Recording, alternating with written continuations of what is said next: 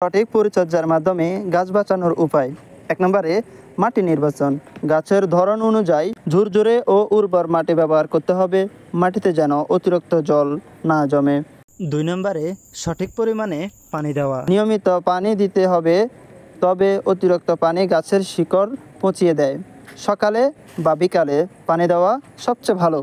3 নম্বর সূর্যের আলো। প্রতিটি গাছের জন্য আলোর প্রয়োজন আলাদা। ফুল গাছ ও সবজি গাছের সরাসরি সূর্যের আলোতে রাখা ভালো। 4 নম্বরে সার ও পুষ্টি।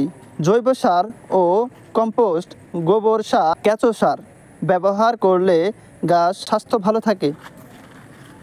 নির্দিষ্ট সময়ের পর পর সার দিতে হবে।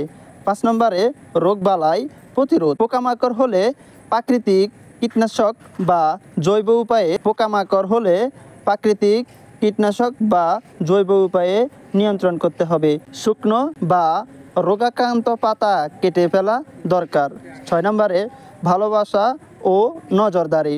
গাছের অবস্থা প্রতিদিন খেয়াল রাখতে হবে। একে নিজের সন্তানের মতো যত্ন করলে গাছ সবসময় টিকে থাকবে।